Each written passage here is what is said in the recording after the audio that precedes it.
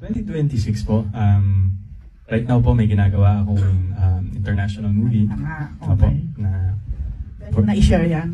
konti lang po, although may mga nag-leak na photos na po online, pero I can't really talk much about the details. But also, meron po akong gagawing isang TV series po in collaboration with another platform.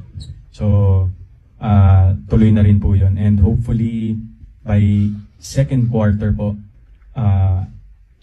gagawa naman po ako ng teleserye. So, meron naman pong nakakasa sa GMA. Welcome sa ating YouTube channel, Main Chart Updates. For today's video, pag-usapan natin mga kaaldab. Ito nga pong mga aabangan daw ngayong 2026 kay Allen Richards. At meron daw siyang mga pelikula. Isa nga doon, yung isang international movie. At meron daw TV series international na aabangan daw. Tapos doon nga po sa TV series na yun ay meron daw siyang kakolab doon na isang platform, no? Ewan ko nga po kung Netflix po ba or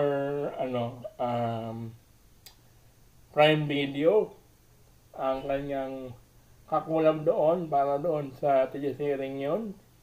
Tapos meron din daw siyang teleserye na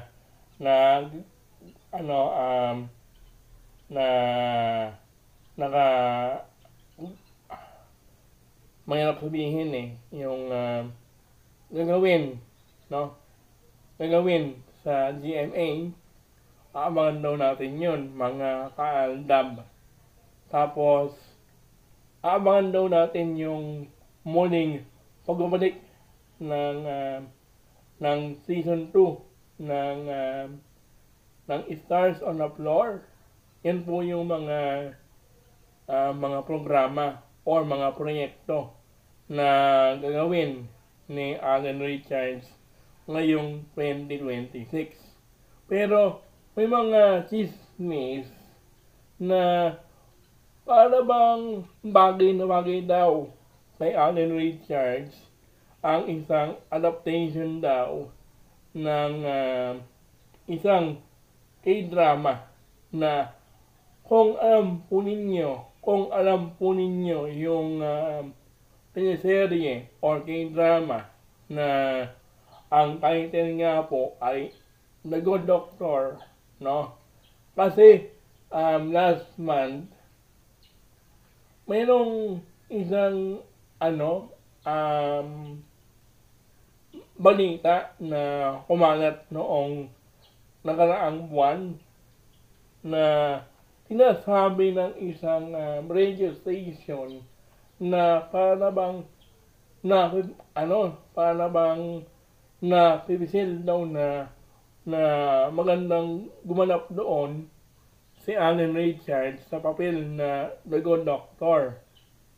Di po ba? Kaya lang, imbis na si Allen Richards nga po yung napili doon sa role na yun, napunta nga po daw, ayon dito nga po sa nabalitaan ko, galing po ito mismo sa TV5 na si Inigo Pascual nga po daw ang napili or gaganap bilang The Good Doctor. Kaya nga po, yan po yung ating update for today.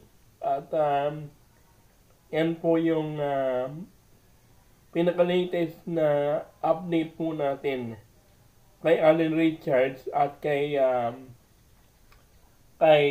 Inigo Pascual. Yan na nga po yung sinasabi ko no? Na huwag kasing pangunahan, no? Na yan tayo no? Gumagawa ng mga fake news kasi mainit na pinag-uusapan sa social media ang The Good Doctor na adaptation na parang ang ganda yata na ibigay daw kay Alden Richards yung role, kaya pinag-usapan sa social media ang nasabing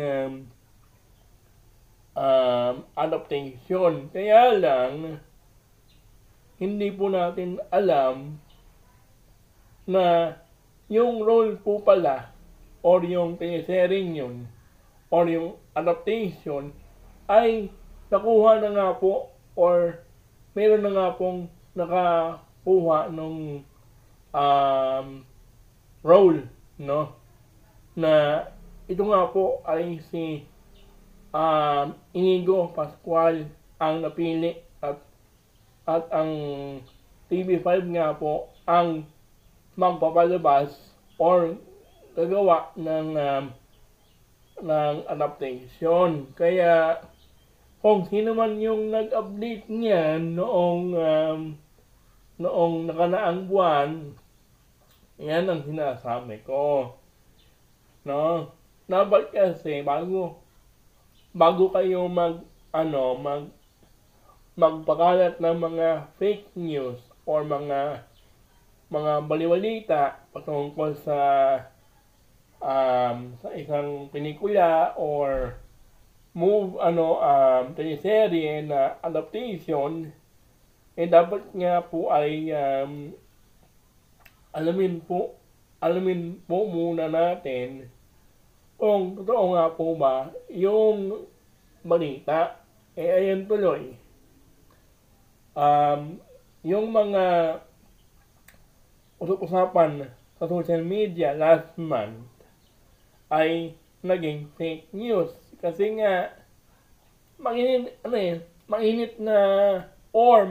na pinag-usapan sa social media noong nakarang buwan yung tungkol nga po doon sa kasi nabalitaan nga daw ng isang ewan ko kung sa Abante or sa Inquirer yung tungkol doon sa sinasabi raw nilang bagay nga po kay Alden Richards kasi pinag-uusapan daw online yung adaptation ng The Good Doctor na K-drama.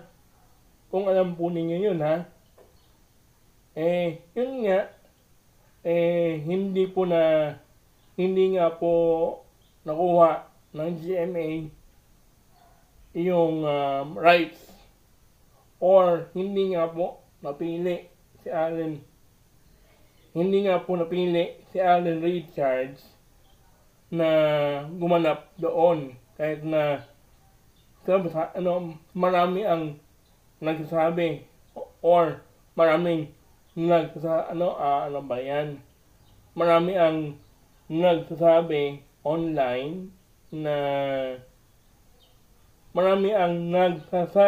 online na si Alden Richards nga po daw ang bagay doon sa role. Kaya lang hindi nga po na napili si Alden Richards. Kaya dapat nga po ay kahit na sabihin natin oo nga, maganda nga yun kay Alden Richards yung teleseryeng yun, pero hindi diba? Kasi para bang nakuha kasi ng TV5 yung rights para doon sa adaptation. Ang tanong, maganda nga po ba ang pagganap ni Inigo Pascual sa role na The Good Doctor? Di po ba? Yan po yung ating update for today. At ngayon na ako nakapag-update sa inyo. At nagpahinga po tayo ng halos 2 linggo. Kaya hanggang dito na lang ang ating video. Don't forget to like, share, and subscribe for more updates kay Namin at kay Alden